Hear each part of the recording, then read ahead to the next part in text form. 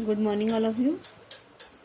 Fourier series और Fourier transform unit का last topic है फोरियर ट्रांसफॉर्म। ठीक है, आज हम ये पढ़ेंगे। तो फोरियर ट्रांसफॉर्म में Fourier sine transform Fourier transform देखेंगे, फोरियर साइन ट्रांसफॉर्म देखेंगे एंड फोरियर कोसाइन ट्रांसफॉर्म देखेंगे। ठीक है, तो सबसे पहले आप देखिए Fourier transform, definition of Fourier transform. ठीक है, so Fourier transform of any function f of x, we can denote it by f of x या f bar of s या capital F of s. Okay, and it is defined as f of s। आप तीनों में से कोई भी एक notation use कर सकते हैं, तो हमने f of s यूज किए हैं 1/√2 pi integration -∞ to +∞ e to the power I s x f of x dx। आपको ये डेफिनेशन लर्न करना पड़ेगा। ठीक है, फोरियर ट्रांसफॉर्म के साथ ही साथ हमने इनवर्स फोरियर ट्रांसफॉर्म की भी डेफिनेशन देखना है। f of x का Fourier transform f of s है, तो inverse Fourier transform of f of s will be f of x। यहाँ पे वही लिखा गया है कि inverse Fourier transform of f of s is f of x and it is given by। इसके डेफिनेशन अगर से आपने इसके डेफिनेशन लर्न कर लिए तो इसके डेफिनेशन इसके कंपैरिजन में आप ध्यान में रख सकते हैं। क्या रहेंगी? f of x is equal to, यहाँ पे भी 1/√2 पाई है, यहाँ पे भी 1/√2 pi. Integration is also same, integration -∞ to +∞। बस ये जो एक्सपोनेंशियल फंक्शन है दिस इज डिफरेंट। यहाँ पे e to the power ISX है, यहाँ पे e to the power -ISX है। यहाँ पे हम लोग f of x का फोरियर ट्रांसफॉर्म फाइंड आउट कर रहे थे, इसलिए f of x लिखे थे।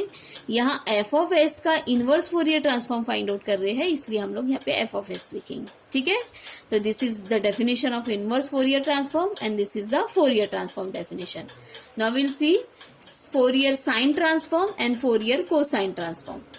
ठीक है, now first of all Fourier sine transform of any function f of x and it is denoted by Fourier का कैपिटल F और साइन का capital S। f s of f of x या f bar of s of s या f s of s।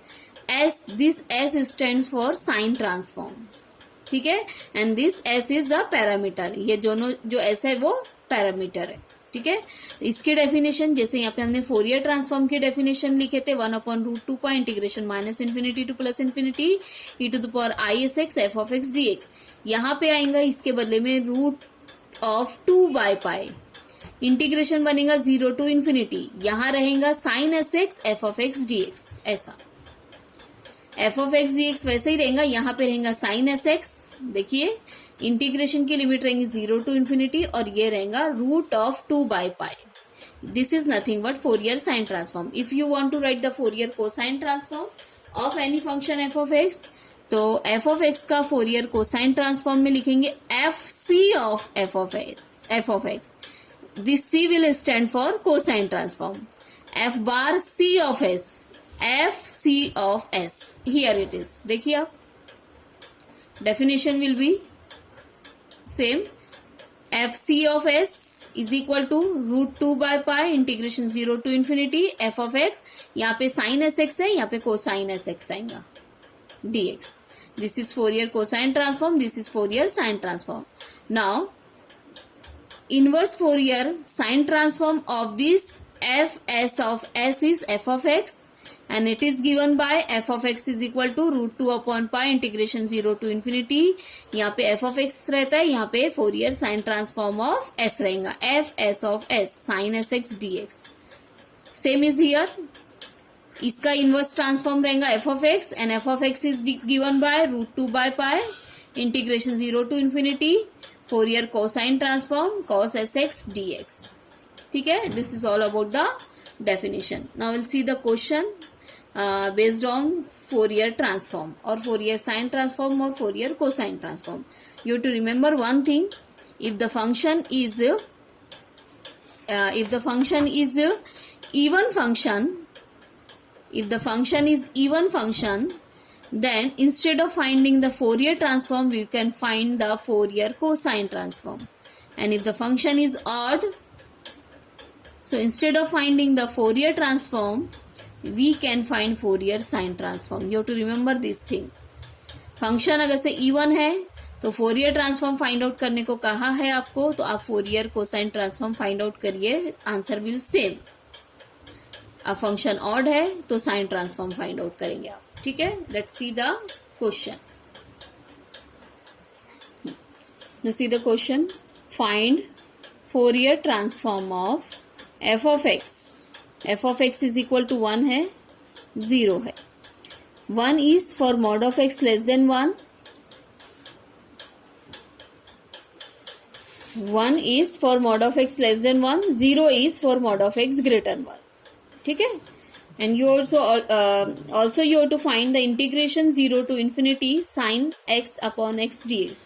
यहाँ Fourier transform वाले topic में हमेशा आपको दो पार्ट ही रहेंगे. एक तो फोरियर ट्रांसफॉर्म फाइंड आउट करो, एक हैंस पार्ट रहेगा.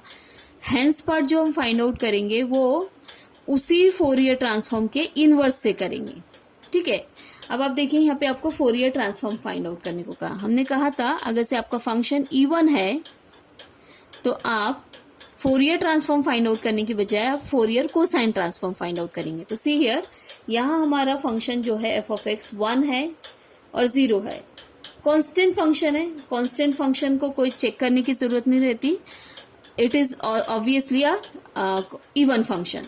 तो हमने लिखे है कि since f of x is our even function, so instead of finding the Fourier transform of any function of the function f of x, we'll find the Fourier cosine transform. ठीक है.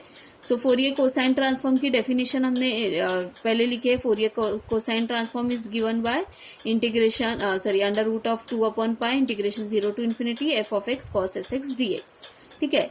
Now the integration limit is 0 to infinity. ठीक. और हमारा जो function है, अब यहाँ पे हम लोगों को एफ ऑफ एक्स की वैल्यू पुट करना है. तो we can't put the value of f of x because 0 to infinity में हमें फंक्शन की वैल्यू डायरेक्टली नहीं गिवन है.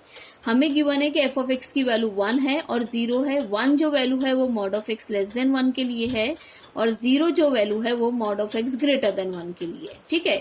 तो अब हम लोग क्या करेंगे यहाँ पे, मॉड ऑफ एक्स, एक चीज आपको एक्सप्लेन कर देते हैं. Mod of x less than 1 का क्या मतलब होता है.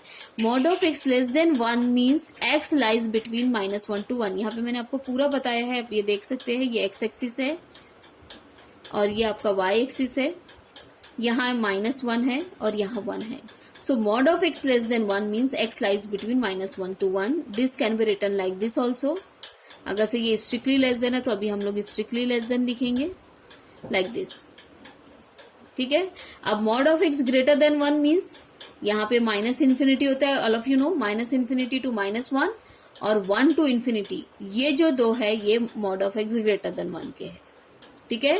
-इन्फिनिटी टू -1 और 1 to इन्फिनिटी जो इंटरवल आएंगे वो mod of x greater than 1 के लिए आएंगे. ठीक है. अब हमें इंटीग्रेशन 0 टू इन्फिनिटी है. हमारा जो इंटरवल है यहाँ पे 0 है और यहाँ पे सपोज करो इन्फिनिटी है. तो हम लोग स्प्लिट कैसे करेंगे, 0 to 1 एंड 1 to इन्फिनिटी. ये आप चाहो तो कहीं लिख के रख सकते हो. ठीक है.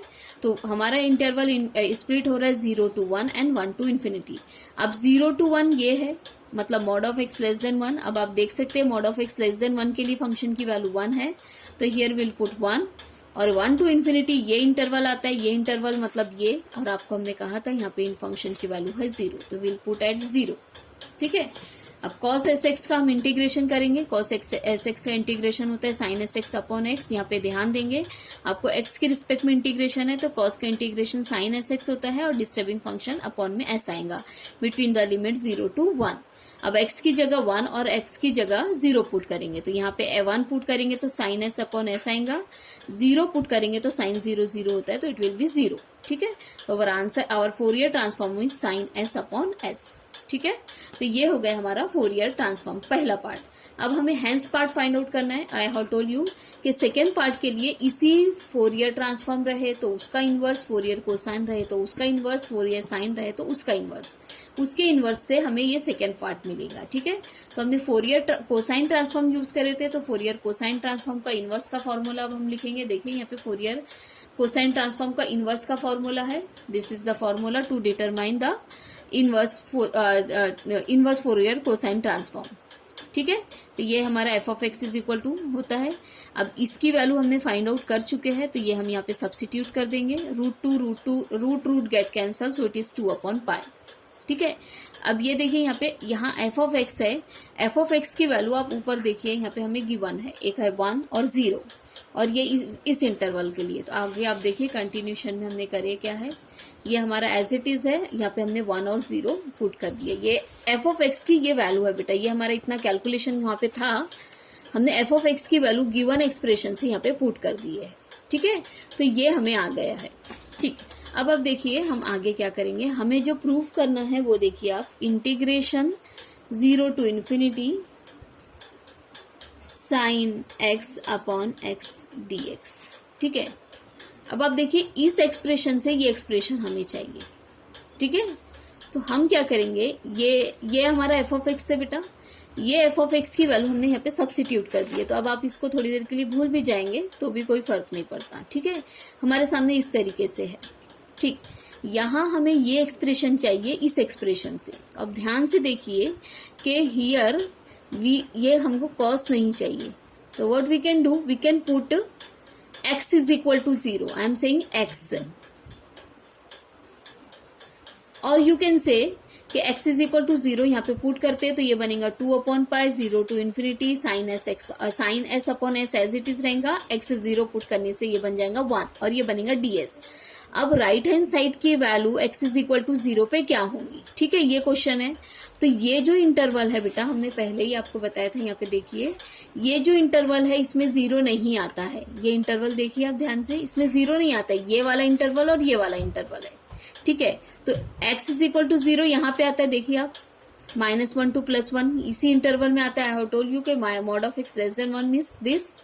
तो अब यहाँ पे ये है हमारा इंटरवल, ये है। अब यहाँ पे x इज इक्वल टू 0 हम पुट कर रहे हैं। अब देखिए x is equal to 0 put करे तो ये हमें यहाँ पे लेफ्ट हैंड साइड का हमने कैलकुलेशन बताया था, लेफ्ट हैंड साइड मिल गया। 1 कैसे आया है, x इज इक्वल टू 0 हम राइट में पुट करेंगे तो x इज इक्वल टू 0 कहीं है ही नहीं, यहाँ पे है x इज इक्वल टू 0, और x इज इक्वल टू 0 पे फंक्शन की वैल्यू होंगी 1, तो हमने 1 डाल दी है। ये हमने 1 को एज इट इज कॉपी कर लिए। अभी सपोज ये करो कि यहाँ पे ये 1 की जगह पे रहता x square plus 2, x square plus 2, तो x इज इक्वल, और ये 0 ही रहता, तो यहाँ तो ये तो हमारा x इज इक्वल टू 0 वाला इंटरवल ही नहीं है, तो हम यहाँ पे क्या करते, x is equal to 0 put कर देते, तो 0 + 2 यहाँ पे 2 आता। अभी ये 1 है, 1 इज कांस्टेंट, कांस्टेंट में x नहीं है, इसलिए आपको ध्यान में नहीं आ रहा है कि क्या करना है। एक्चुअली ये एक्सप्रेशन की वैल्यू, यू कैन से कि you have to find the value of this expression at x is equal to 0। हमारा प्रॉब्लम सॉल्व करने के लिए हमें इस एक्सप्रेशन की value x is equal to 0 पे फाइंड आउट करना है। तो x इज इक्वल टू 0 यहाँ डाले तो हमें 1 मिल गया, लेकिन यहाँ राइट में हम x इज इक्वल टू 0 कहाँ डालेंगे, यहाँ नहीं डाल सकते हम। ये x इज इक्वल टू 0 यहाँ पे नहीं आता है, x इज इक्वल टू 0 यहीं आता है, तो यहाँ हम डालेंगे, लेकिन ये तो 1 है, 1 ऑलरेडी 1 ही होता है, इसलिए 1 आया हमारा। तो आप देख सकते हैं ये 2.5 को हमने इधर शिफ्ट कर दिए। ठीक, लेकिन हमें तो ये चाहिए, हमें integration with respect to s नहीं चाहिए, आई एम सेइंग s नहीं चाहिए, हमें विथ रिस्पेक्ट टू x चाहिए। तो x के लिए हम क्या करेंगे, इंटीग्रेशन का वेरिएबल हम लोग चेंज कर देंगे। तो we can put s is equal to x, so we have this expression. s की जगह पे x डाल देंगे तो हमें हमारा रिक्वायर्ड एक्सप्रेशन मिल जाएगा। Okay, all of you got it. एक बार आप अच्छे से पढ़ लीजिए। फोरियर ट्रांसफॉर्म के हर एक पार्ट में सेकेंड पार्ट को प्रूव करने के लिए हम उसका इनवर्स फोरियर ट्रांसफॉर्म का की ही डेफिनेशन यूज करने वाले हैं। See this question is also same.